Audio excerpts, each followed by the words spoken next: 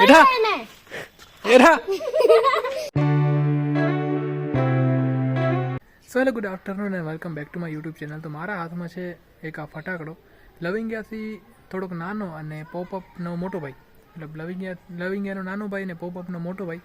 આ મેં પહેલી વાર જોયો. રાઘવીની ફ્રેન્ડ આવી હતી હીર, તો એની પાસેથી મેં આ એક લીધો છે ને આનું નામ છે બીડી બોમ્બ. ભાઈ અમારા ગામમાં આને બીડી બોમ્બ કહે છે, બીજા ગામમાં શું કહેતા હશે એ તો ખબર નહીં, પણ આનો સાઉન્ડ બી લવિંગિયાથી ઓછો અને પોપઅપથી થોડોક વધારે હોય. તો ચલો હું તમને બતાવું કે આ ફટાકડાનો અવાજ કેટલો આવે છે.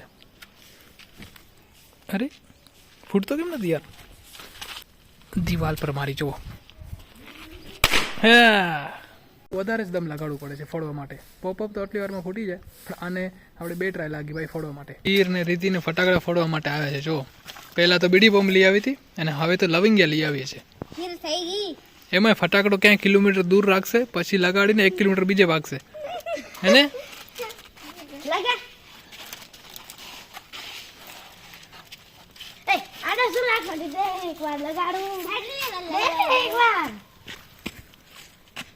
જલ્દી લગાડો.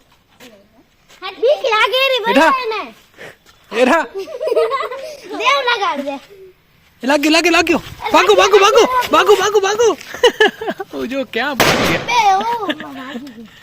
તો પહેલા તો અમે પણ આની જેમ ભાગી જતા ફટાકડો લગાડીને, પછી ધીરે ધીરે અપગ્રેડ થયા અને હાથમાં અમે લવિંગિયા ફોડવા લાગ્યા. અને એના પછી હવે તો ભાઈ ફટાકડાનો મોહ પણ ઉડી ગયો છે. અમે દિવાળીમાં તો ફટાકડા લેતા બી નથી ભાઈ, લઈ તો બી 1-2 ફટાકડા લઈને ફોડી નાખીને આપણે દિવાળી મનાવી લઈએ. હવે એટલા ફટાકડા નથી લેતા. જ્યારે નાના હતા ને ત્યારે ઘણું બધું મન થતું ફટાકડાનું. તો અત્યારે રાતના જમવાનું ટાઈમ થયું છે ને આજે અમારે જમવામાં ભાઈ દાળ ભાત બની છે, કેમ કે અમારે રાઘવીની ફરમાઈશ હતી. તે જ કીધું તું, શું નતું કીધું?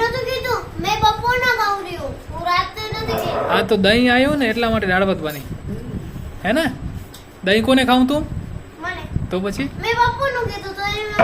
પણ બપોર સુધી મારા કાને ના રહેવાય ને, હું દહીં ખાઈ જાત.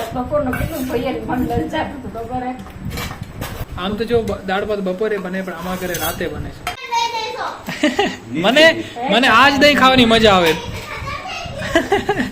બીજા દહીં કરતા રાઘવીનું દહીં નહીં ખાવાની મજા આવે. મને દઈ દો, હું લઈ લઉં. મને દઈ દો અહીંયા.